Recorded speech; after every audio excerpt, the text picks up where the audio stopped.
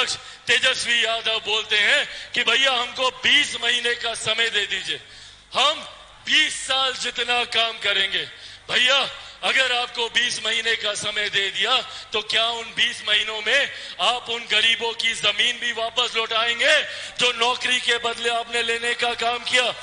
और आज तो आप और नौकरियां देने का वादा कर रहे हैं, तो क्या और जमीन हासिल करने की सोच है आपकी?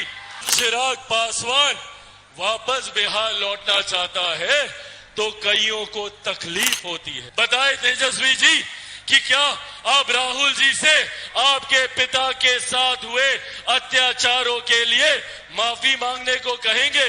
क्या आप राहुल जी से पूछेंगे कि क्यों इतने लंबे समय तक पिछड़े वर्ग से आने वाले लोगों के साथ अन्याय करने का काम किया? मंडल कमीशन की रिपोर्ट 10 साल तक इंदिरा जी के पास और उसके बाद राजीव गांधी जी के पास ठंडे बस्ते में पड़ी रही। 79 में मंडल कमीशन की रिपोर्ट आई थी, पर मंडल कमीशन की उस रिपोर्ट को लागू करने का काम किया गया तो वो वीपी सिंह जी की सरकार में था, जिसमें भाजपा समर्थन कर रही थी। और मेरे नेता, मेरे पिता आदरणीय रामविलास पासवान जी उस सरकार में श्रम एवं कल्याण मंत्री होने की हैसियत से उन्होंने इस मंडल कमीशन की रिपोर्ट को लागू करने का काम किया।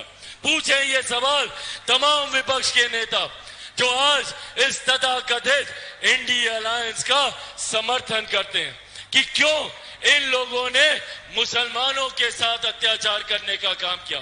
आज मेरे कई मुसलमान भाई पटना में धरना दे रहे हैं वक्त के खिलाफ कि जो संशोधन हुए, जबकि जो संशोधन किए गए वो गरीब मुसलमानों को उनका हक दिलाने के लिए किए गए, जिसका समर्थन राजद तेजस्वी यादव करते। तो पूछे तेजस्वी जी से कि भैया जब तुर्कमान गेट दिल्ली में आपातकाल के दौरान खाली कराया गया, जिसमें हजारों लाखों की संख्या में मुसलमानों को विस्थापित कर दिल्ली के बाहर सड़क पर गाजियाबाद के पास फेंक दिया गया, क्या उसके लिए राहुल गांधी जी से राजद के नेता माफी मांगने को कहेंगे?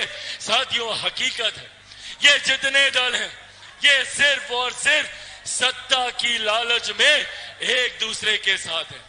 इन लोगों को सिर्फ सत्ता हासिल कर अपने घर परिवार को चमकाना है। आज नेता प्रतिपक्ष तेजस्वी यादव बोलते हैं कि भैया हमको 20 महीने का समय दे दीजिए, हम 20 साल जितना काम करेंगे। भैया अगर आपको 20 महीने का समय दे दिया तो क्या उन 20 महीनों में आप उन गरीबों की जमीन भी वापस लौटाएंगे जो नौकरी के बदले आपने लेने का काम किया? और आज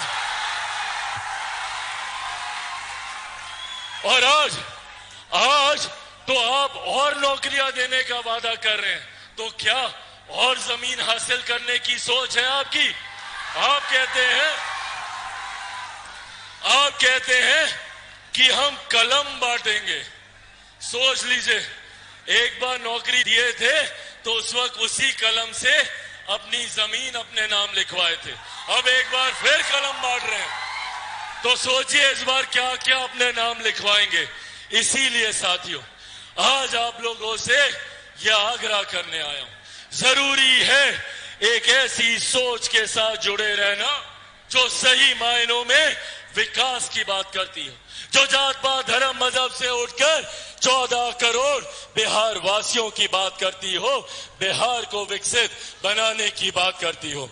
आज जब चिराग पासवान वापस बिहार लौटना चाहता है तो कईयों को तकलीफ होती है, कईयों की चिंता बढ़ती है, क्योंकि ये वही लोग हैं जिन्होंने 90 के दशक में लाखों बिहारियों को पलायन करने पे मजबूर किया।